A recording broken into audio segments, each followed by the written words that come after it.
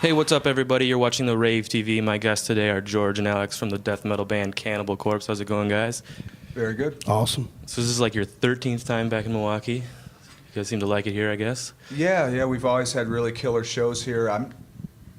13 might be the number. It's kind of hard to remember by this point. I know the first time was Milwaukee Metal Fest, first time we played in this building in 1991. So we've got a long history playing here, and the shows are always great. We've actually filmed a live DVD here in the past, back in 2000, the live Cannibalism DVD and live album.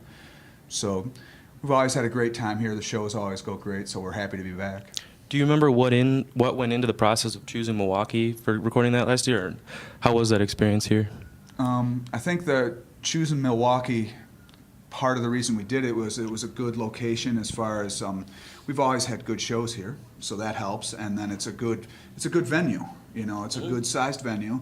On top of that, the video company that we wanted to work with was from Minneapolis, which is not that, they were able to drive a lot of their gear over. So it was just a good location for a few different reasons. And, obviously one of the most important things is that we knew we would have a good show, that there'd be a good response. I mean, you don't want to have all this great production and then have there be, 150 people in a big room or something and have it not look good. But there were plenty of people. I think it was like 500 people or something like that, which for us is great, so it was it turned out great.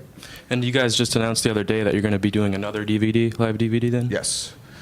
This time we're going to be in, we're filming 2 different shows. We're filming in Denver and then again in Albuquerque, and both of those are at theaters. And we'd actually talked about this place, but I'm like, well, we can't have 2 DVDs that have the exact same scenery.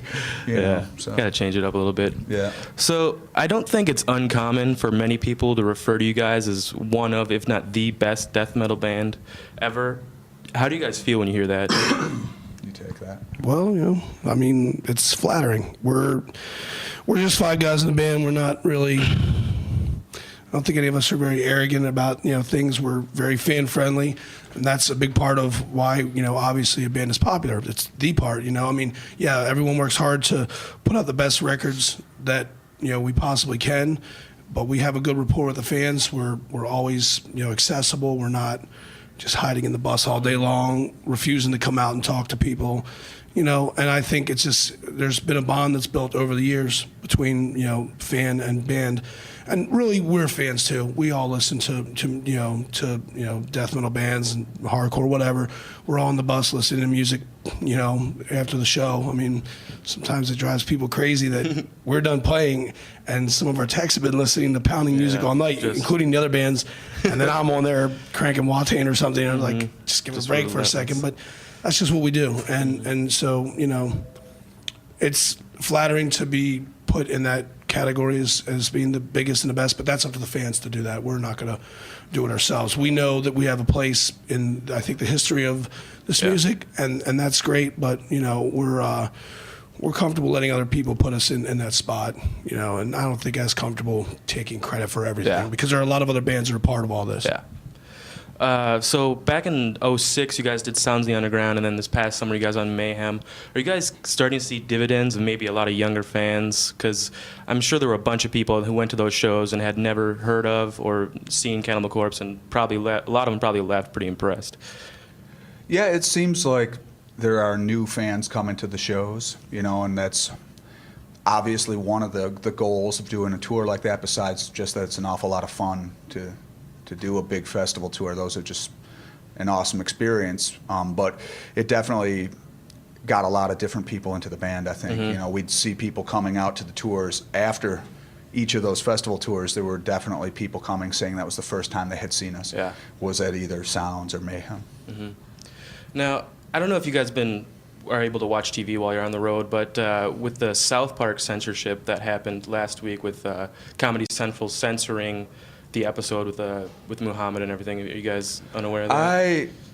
I thought that they had something a long time ago. No, with that, they but just put I didn't hear about that. Yeah, they just put out 2 more episodes where they had gotten death threats because they were making fun of Muhammad, the Muslim prophet, and they were making fun of everyone in the episode. But Comedy Central had censored the episode, so whenever they said the word Muhammad, it was bleeped out, and then they censored an entire speech at the end of the episode. So I was just wondering, you guys are no strangers to censorship, but what is the roller coaster of emotions when, you know, Slagle comes to you, first came to you and said, hey, you guys, we have to censor this album cover. Are you like offended, or do you understand? I mean, we were doing, especially back then, there weren't a whole lot of bands that had album covers that were that graphic, like Butchered at Birth or Tomb of the Mutilated. So, I mean, the first time we dealt with censorship was on Butchered at Birth, and we were just so young that I remember hearing about it and thinking, oh, that's a little weird, but I don't remember being that shocked. Yeah, I mean, it's been so long. Gosh, that was, what, like 17 or 18 years ago that we put that record out. So it's hard to remember how I felt, but we didn't really think about it. You know, we were just making what we wanted to make, and the censorship thing was like, oh, well, we'll deal with it, you know. These smaller record stores are not going to be affected by it. You know, at that time, there wasn't like a downloading thing or anything like that happening. Everybody had to go to stores, and mom and pop record stores were a big deal.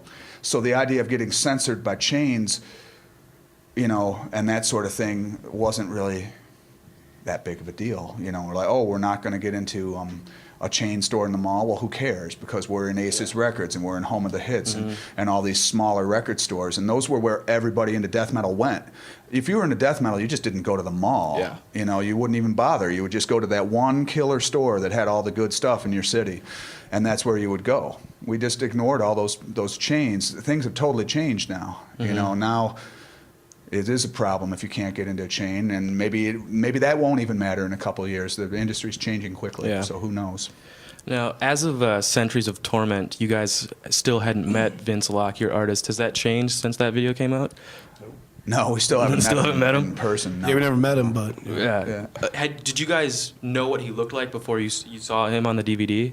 I'd seen one picture Yeah. in an interview that he had done, and I think it was that French magazine, Hard and Heavy. They did a big article on Vince's artwork, and they showed a picture of him. But that was it. it is pretty crazy, you know. Yeah. I mean, all these years, but Yeah. it's always like, oh, he might be able to come out, and then just, you know, I mean, he's, you know, of course, he's busy as hell too. Yeah. He just got a lot of stuff going on, I'm sure. Now, you guys, just because of the nature of their music, mosh pits are pretty brutal at Cannibal Corpse shows. I've experienced them firsthand many times. Has there ever been a case at a show where it's been so brutal, people were getting hurt, where you're like, Jesus Christ, maybe they better dial it back a little bit? It's hard to really pay attention to what's going on in there when you're playing. I mean, you know, I'm spending half the time headbanging or, you know, looking at the crowd, but I'm not exactly, you can't really sit and pay attention to one particular person. I mean, we've heard of, you know, like maybe some people got hurt or, you know, busted lips, you know, knock on whatever. Nothing really serious has ever happened.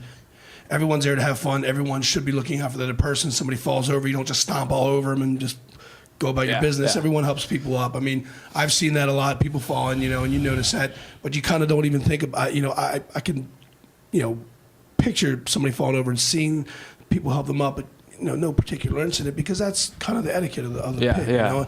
And everyone, I think if there's people on the ground rolling, and then there's a fight going on, you know, and that's when it gets dangerous, when two people are fighting. If they have friends, or friends get involved, somebody that's not even part of it gets hit because somebody thinks that they're with the other guy, you know. But knock on wood, that hasn't really happened a lot. And, you know, of course, we're not condoning any of that. And, you know, we want everybody to have fun. You know, people take out their aggression through slamming. Some people like to crowd surf, stage dive. Some people just sit in the front row and bang their heads, you know, and some people just sit there and actually watch the show, you know.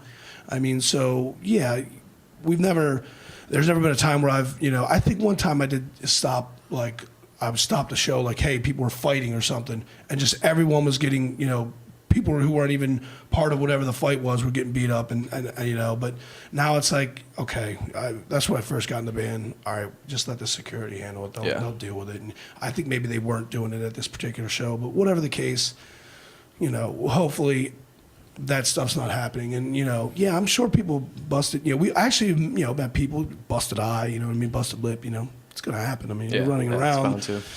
Arms are flying. Everybody has their own style, too. Some guys swing their arms around. Some guys just kind of run around. And, you know, that's where I think more fights happen, when somebody's swinging their arms like a maniac. And they're the only person doing that. Everyone's like, dude, hey, man, that's not working here. Okay? Just chill a little bit. Yeah, I don't like that guy. We don't want people getting hurt. You know, we'll sing about the violence. You know, it might look violent to outsiders who don't understand it, but we know what the deal is. And we want everybody to have a good time. You know, go away, you know what I mean, with a smile on their face.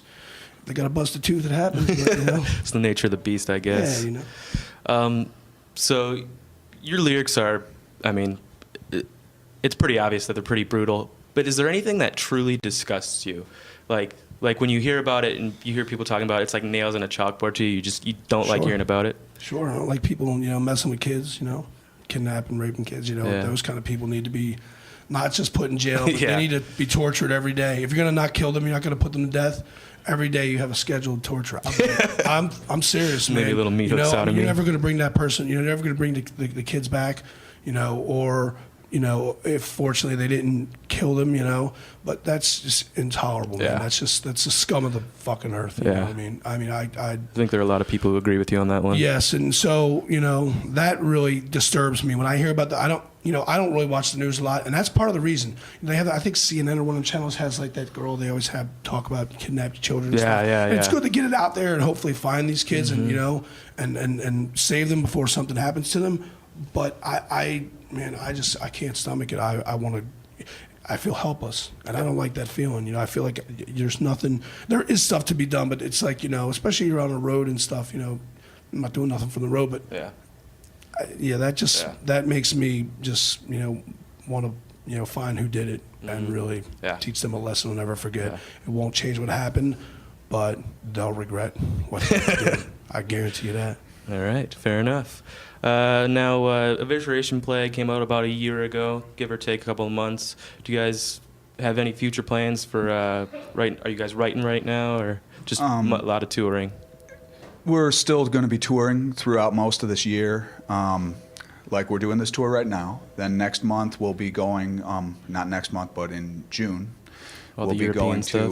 to doing a bunch of European festivals, and same thing in August. We're doing two different little festival runs. The first one is June and July, like end of June, beginning of July. Second one is most of August. We're going to be over there doing all those big killer festivals like Wacken. So that'll be great. After that, we're working on setting up a few things here and there. Like hopefully, maybe we're hoping that we could go down to Puerto Rico to play. We're not sure if we're going to be able to pull that off or not, but we're going to try. And then in later in the year, we might try and do a few more places. Just stuff that we have not yet done on this tour. We've covered a lot of ground on this tour, but there's always more places to go.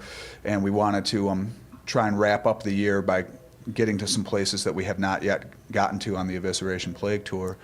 After that, most of 2011, I imagine, we'll be writing and recording. We'll try and record sometime in the middle of 2011, give or take. I mean, this is still pretty far off, so I can't give you an exact time. Yeah, sure. And then hopefully the next album will come out sometime. It'll be like probably about a year and a half or so from now before we get another record out. Yeah. All right, well, that's all I have for you guys. Thanks a lot for hanging out. Metal. Hey, thank you very much for having us. Thanks for watching, guys. And as George always says, keep supporting death fucking metal. Yep.